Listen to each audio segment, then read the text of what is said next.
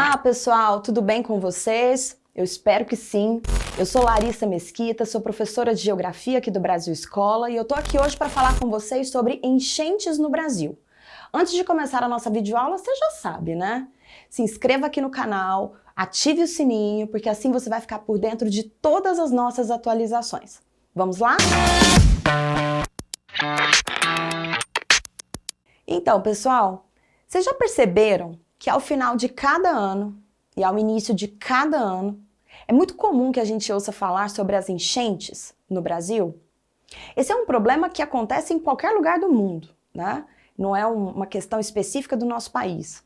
Mas aqui, especialmente entre os meses de dezembro e março, infelizmente a gente ouve falar muito sobre a ocorrência das enchentes e dos efeitos negativos que ela pode provocar, não só na sociedade, mas também na natureza. Bom, gente, especificamente no caso brasileiro, as enchentes ou inundações, eu vou deixar aqui para vocês, o link da nossa aula em que eu falo sobre a diferença entre enchente, inundações e alagamentos. É bem importante que você assista depois dessa videoaula. Aqui no Brasil, a maior parte do território está sob domínio dos chamados climas tropicais. É o clima tropical e os seus variantes. Esse clima, ele se caracteriza necessariamente por temperaturas elevadas ao longo do ano, mas chuvas mais concentradas no verão. Então é uma característica natural do nosso território que durante o verão, no nosso caso, que começa em dezembro e vai até março, as chuvas sejam mais intensas. E é justamente nesse período que as enchentes, as inundações vão ocorrer com mais frequência, provocando então esses danos. Essa questão é a primeira causa das enchentes, um aumento nos índices de chuvas, né, durante um determinado período. Essa é uma causa 100% natural, quer dizer, independe da ação humana, nós não podemos influenciar. O fato é que todo ano, durante o nosso verão, vai chover mais.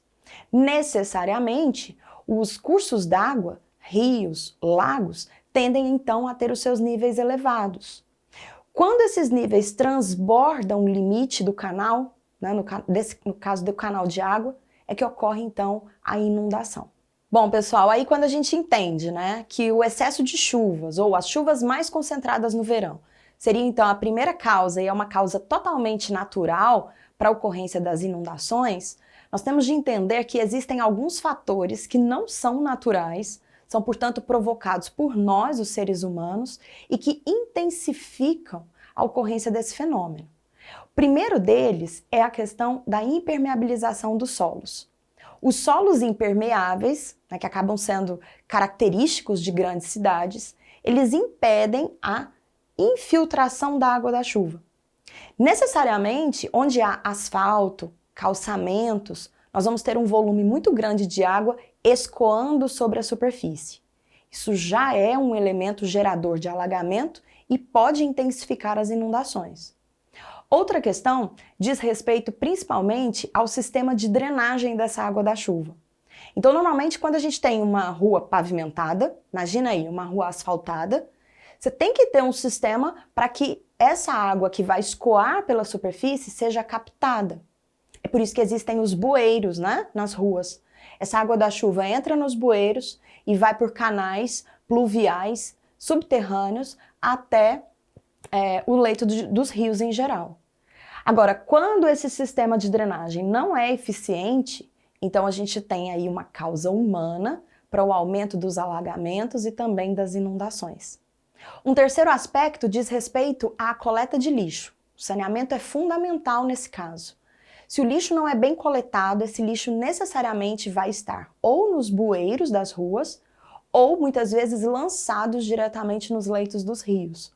Nesses dois casos, nós vamos ter aí um processo de incentivo às inundações e aos alagamentos. Pessoal, e no caso brasileiro, o que mais motiva a ocorrência de efeitos negativos das enchentes, das inundações, é a ocupação inapropriada do solo, o uso inapropriado do solo. Existem regras, existem leis, né, que estabelecem, por exemplo, onde as pessoas, as construções podem ser feitas no território. Muitas vezes essas regras, essas leis são desrespeitadas, então é comum que a gente observe, por exemplo, grandes obras nas margens dos córregos e rios, grandes obras em regiões de fundos de vale, grandes obras inclusive em costas de morros. São locais em que a lei diz não se pode habitar, mas por conta, desse crescimento acelerado das cidades, muitas vezes sem planejamento, essas áreas que não deveriam ser ocupadas acabam sendo. E aí é nessa questão que está o problema direto das enchentes e inundações no Brasil.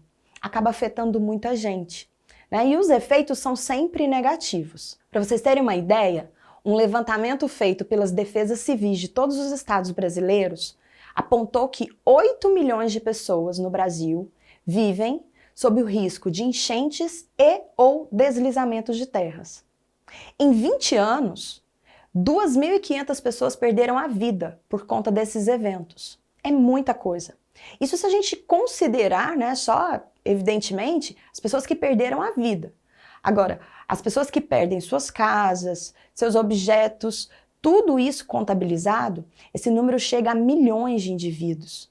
Todos os anos acontece a mesma coisa e normalmente nos mesmos lugares. Aqui no Brasil, pessoal, 2 regiões se destacam nesses eventos de enchentes e inundações.